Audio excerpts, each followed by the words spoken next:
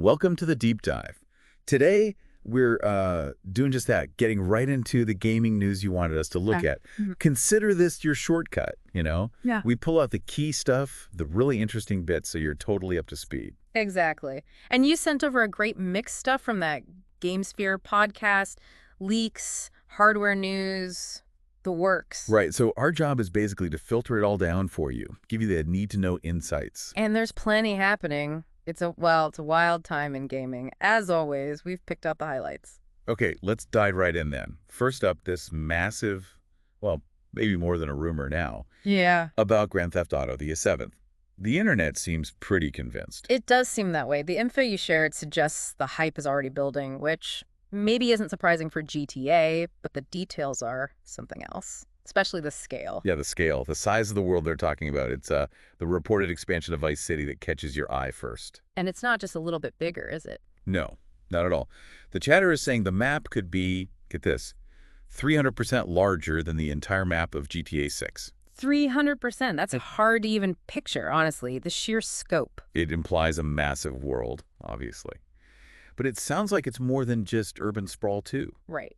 The leaks mention totally new areas, different kinds of environments being added. Exactly. We're talking the whole Florida Keys, apparently, and even the Bahamas being accessible. By boat, presumably? Think of the possibilities there. Different types of missions, exploration, just pure open world freedom on a scale we haven't maybe seen before. From the city hustle to island hopping. That seamless travel idea is really interesting, how it all connects. Yeah, the gameplay loops could be really unique. But here's the bit that really got me. It's not just size, it's how the world behaves. Ah, the dynamic stuff. Yeah. Dynamic hurricanes. That could actually, permanently change the landscape. Mm-hmm. That points towards, well, a much more interactive environment than we usually see. There was that quote, wasn't there, from an anonymous Rockstar dev. Yeah, something about next-gen environmental storytelling. It suggests the weather isn't just for show, it'll have real consequences. Imagine planning a mission and suddenly a hurricane just rips through the area, changes everything. Exactly. Blocked roads, new paths opened up, maybe even hidden stuff revealed. That kind of emergent gameplay is always fascinating. Definitely creates those aha, or maybe oh no moments.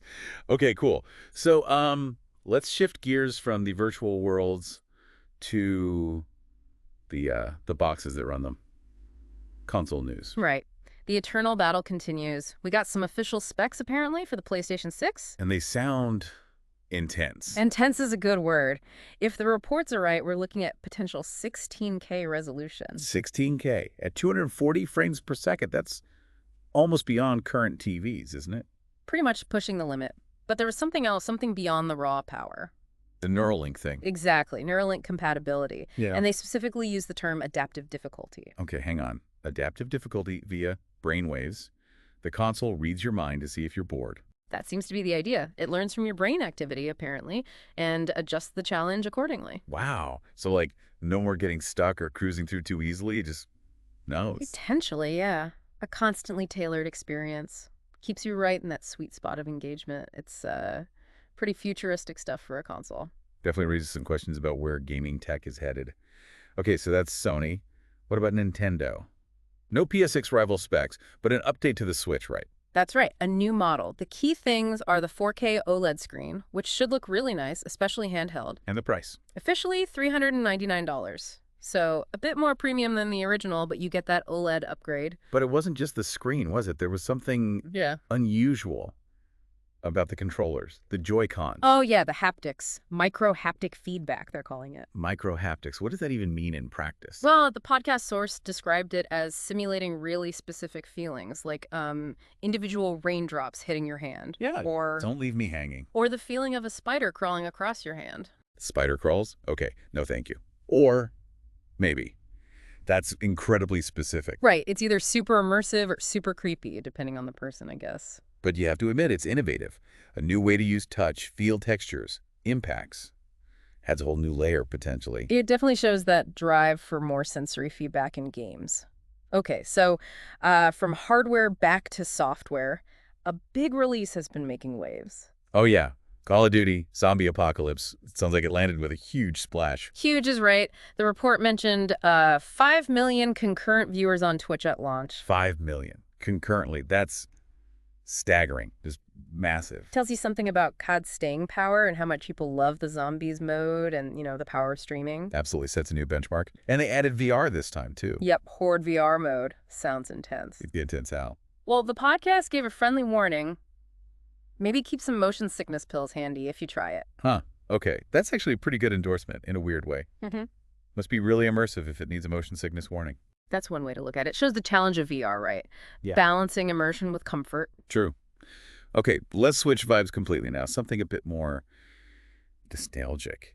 Retro gaming seems to be having a moment. It really does. And Xbox Game Pass is making a big play here, What are they doing? adding over 100 retro titles. And the interesting part, it includes PlayStation 2 classics. Wow, PS2 games on Game Pass. That's unexpected and kind of cool. Yeah, it opens up those classics to a whole new audience, plus lets older gamers relive them. And they're not just running them as is, right? Something about upscaling. Microsoft's using their emulation tech to upscale them to 8K, apparently. 8K for PS2 games. That's impressive dedication to making them look good on modern screens. It is. And there was that anecdote, too, about the team testing it, playing Shadow of the Colossus. Oh, right. What was that again? That they got actual tears seeing it run properly in 16.9 widescreen. It just hit them emotionally. Oh, that's great. Shows how much those games still mean to people and how presentation matters, even for classics. Definitely speaks to the quality of those older games. It's not always about the newest thing. So true. Okay, now, before we wrap up, we have to include a pretty important warning sign we saw in the sources. A heads up for everyone. Yeah, this is crucial. With all the excitement, especially for big sequels, people need to be careful. There's a specific scam alert doing the rounds. About Elden Ring 2, right? Exactly. Fake beta keys for Elden Ring 2 are apparently circulating online, trying to capitalize on the hype. But the key thing is, there is no Elden Ring 2 beta, is there? Nope. From Software themselves have confirmed development hasn't even started on a sequel yet. So zero chance these keys are real. Absolutely zero. It's a scam, plain and simple, trying to get clicks or maybe worse. It really boils down to that old saying, doesn't it? If it looks too good to be true. It probably is, especially online with highly anticipated games. Just gotta be super wary of unsolicited offers, weird links, anything promising early access that hasn't been officially announced by the developer. Good advice. Stay vigilant out there, protect your info. Definitely. Gaming passion is great, but it can make you a target sometimes. A bit of skepticism is healthy. Okay, well, that about covers the main points from the news you sent over. Whew! It's a lot, isn't it? The gaming world moves fast. It really does. Hopefully this breakdown gave you the key takeaways without needing to wade through everything. Yeah, we hit the potential scale of GTA 7, the PS6's brain-reading tech. That's interesting. Switch Joy-Cons, the huge COD launch, the retro love on Game Pass, and that important scam warning. Quite a range. From next-gen ambition to rediscovering classics. It really shows how dynamic things are right now. So to leave you with something to chew on, thinking about that retro resurgence and the tech like 8K upscaling, what other classic games do you think really deserve that kind of modern revival? Yeah. And what new tech could genuinely elevate them beyond just looking prettier? Something to ponder. That's a great question. Lots of possibilities there. Indeed. Well, thanks for taking this deep dive with us today.